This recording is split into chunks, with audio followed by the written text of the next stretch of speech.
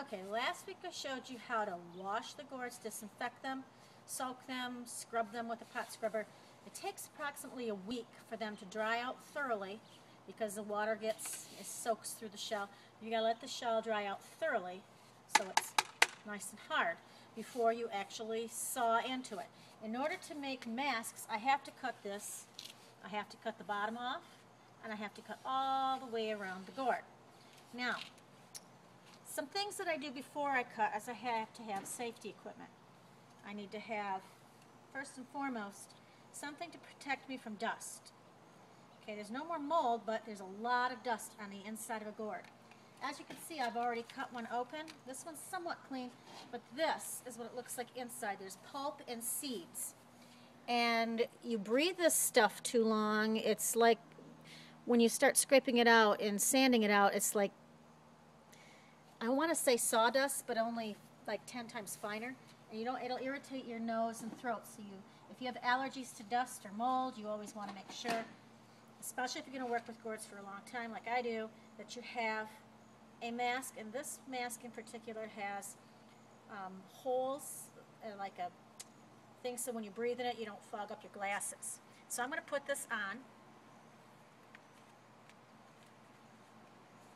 And you just spin it around your nose. Can you hear me okay? All right. Next thing you want to do, push it down so you don't steam up your glasses. You put your safety glasses on.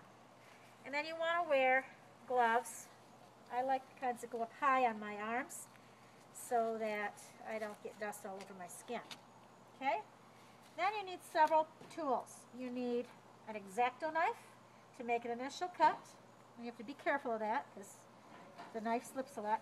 And you need a pumpkin carver to cut off the ends of the end of the pumpkin.